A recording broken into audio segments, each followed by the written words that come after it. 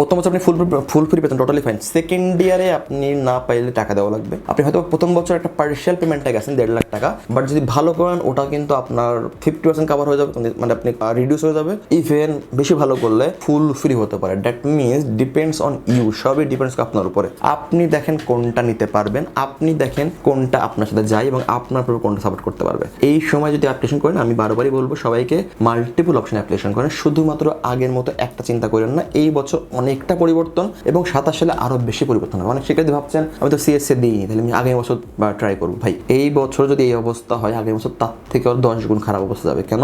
এই বছর অনেক ভার্সিটি আমরা দেখেছি সিএসসি রেজাল্টটা খুব একটা দেখেনি, শুধু বলেছে শুধু এক্সাম দাও। আগামী বছর প্রতিটা ভার্সিটি সিএসসি এক্সাম নিয়ে বাধ্যতামূলক, নাম্বার 1। দ্বিতীয় হলো অলরেডি তারা বলে দিবে আমি 40% কম আমি আর অ্যাডমিশন দিব না, 50% কম দিব না। এই বছর তো ওপেন ছিল মার্কেটটা, নতুন সবাই আমরা এক্সপিরিয়েন্স করেছে। এই বছর ভার্সিটি এক্সপিরিয়েন্স নিয়েছে, আগামী বছর ভার্সিটি কিন্তু রিকোয়ারমেন্ট কিন্তু স্ট্যান্ডার্ড কিন্তু করে দিবে। সো এই বছরের সময়, এই বছর এখনো কিন্তু সিএসসি এক্সাম বাদে কিন্তু অ্যাডমিশন দেওয়ার সুযোগ আছে। চায়নাতে উচ্চশিক্ষায় 2026 সেপ্টেম্বর থেকে ফুল ফান্ড স্কলারশিপ না পেলে লো কস্টে চায়নাতে যাওয়া সম্ভব কিনা বা কেমন খরচে আপনি কাভার করতে পারবেন।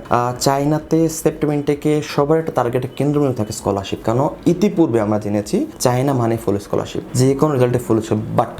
বাট প্রশ্ন হলো এখন সেই দিন নেই। এখন যদি ফুল স্কলারশিপ ডিমান্ড করতে চান তাহলে আপনাকে মিনিমাম জিপিএ 4.5 থাকতে হবে এবং আমরা শিক্ষার্থীকে বলছি যে আইএলটিএস থাকা বাধ্যতামূলক অথবা ডুওলিঙ্গো। আদারওয়াইজ আমরা কোনো শিক্ষার্থীকে ফুল ফ্রি কমিটমেন্ট করছি না। আমি জানি না কারা কি করছে।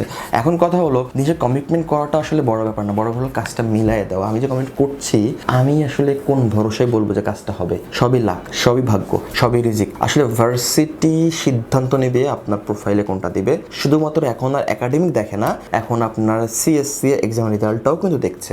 যেহেতু দেখছে ভার্সিটি এত কিছু, অনেক সময় দেখা যাচ্ছে আপনার প্রোফাইলটা খুব ভালো বাট আপনি এক্সাম ভালো করেননি, তাহলে তো দিন শেষে কি হলো? আপনার আশাটা নষ্ট হলো। এখন তার মানে যদি এই সেপ্টেম্বর ইনটেকে আপনি যদি এখন অ্যাপ্লাই করতে চান, কিভাবে আগানো উচিত? যদি ফুল ফ্রি না পান তাহলে আপনার বাজেট কেমন রাখতে হবে? ফুল ফ্রি যদি না পান তাহলে ধরে রাখতে হবে আপনার যে প্রোফাইল ওইটা টিউশন ফিস ফ্রি ডিমান্ড করে কিনা। আপনাকে অ্যাপ্লিকেশন শুধু ফুল ফ্রিতে করলেই হবে না, টিউশন ফিস ফ্রি যেখানে আছে সেখানে করতে হবে। যে সকল শিক্ষার্থী টিউশন ফিস ফ্রি কমিটমেন্টটা আগিয়েছেন বা প্ল্যানিং করে, তার উচিত হবে পার্শিয়াল আপনি অ্যাফোর্ড করতে পারেন কিনা। কারণ পার্শিয়াল স্কলারশিপে কিন্তু খরচ কিন্তু মোটামুটি বছরে 1,40,000 থেকে মোটামুটি 1.5 লাখ, 1,60,000, 1,70,000। আগে দেখতে হবে কোনটা আপনি অ্যাফোর্ড করতে পারেন। আপনি আবেগে চলে গেলেন চায়নাতে, হয়তো বা টাকা খরচ করে বেশি, কিন্তু দিন শেষে পরিবার অ্যাফোর্ড করতে পারলো না, সেটারও কিন্তু কোনো মানে হয় না। যদি আপনি ফুল ফ্রিতে চলে গেলেন আবেগে, দিন শেষে আপনি মেনটেন করতে পারলেন স্কলারশিপ, সেটারও কিন্তু কোনো মানে হলো না। ক্ষতি কিন্তু আপনারই হবে যেভাবে জান না কেন দিন শেষে। সো আগে বোঝেন আপনার পরিবার কতটুকু অ্যাফোর্ড করতে পারবে, আপনি কতটুকু পারবেন, এবং তাদের কাছ থেকে বাজেট নেন। আপনি বাজেট দেন, আপনি যাদের সাথে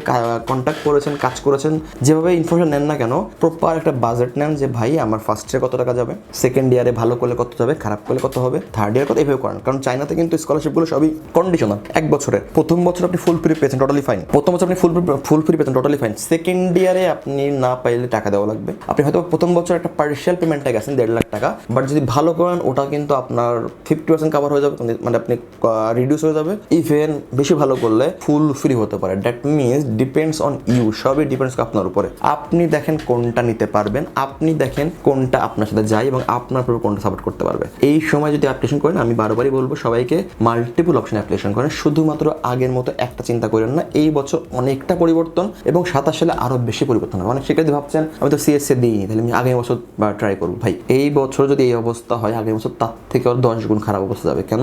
এই বছর অনেক ভার্সিটি আমরা দেখেছি সিএসসি রেজাল্টটা খুব একটা দেখেনি, শুধু বলেছে শুধু এক্সাম দাও। আগামী বছর প্রতিটা ভার্সিটি সিএসসি এক্সাম নিয়ে বাধ্যতামূলক, নাম্বার 1। দ্বিতীয় হলো অলরেডি তারা বলে দিবে আমি 40% কম আমি আর অ্যাডমিশন দিব না, 50% কম দিব না। এই বছর তো ওপেন ছিল মার্কেটটা, নতুন সবাই আমরা এক্সপিরিয়েন্স করেছে। এই বছর ভার্সিটি এক্সপিরিয়েন্স নিয়েছে, আগামী বছর ভার্সিটি কিন্তু রিকোয়ারমেন্ট কিন্তু স্ট্যান্ডার্ড কিন্তু করে দিবে। সো এই বছরের সময়, এই বছর এখনো কিন্তু সিএসসি এক্সাম বাদে কিন্তু অ্যাডমিশন দেওয়ার সুযোগ আছে, অ্যাপ্লিকেশন করার সুযোগ আছে, অ্যাডমিশন পাওয়ার সুযোগ আছে। আমাদের মোটামুটি 50% শিক্ষার্থী অলরেডি অ্যাডমিশন পেয়েছে সিএসসি এক্সাম বাদে। সো আপনি এখনো সময় আছে, এখনো সুযোগ আছে। এখন যদি প্রপার প্ল্যানিং করতে পারেন, একটা ট্রাস্টেড মাধ্যম যদি খুঁজতে পারেন যে আপনি যাকে ভরসা করেন, তাহলে আপনার প্রোফাইল এখনো কিন্তু ভালো কিছু করা সম্ভব। এখনো কিন্তু আপনার প্রোফাইলে ভালো একটা স্কলারশিপ ইউনিভার্সিটি থেকে অ্যাডমিশন আনা সম্ভব।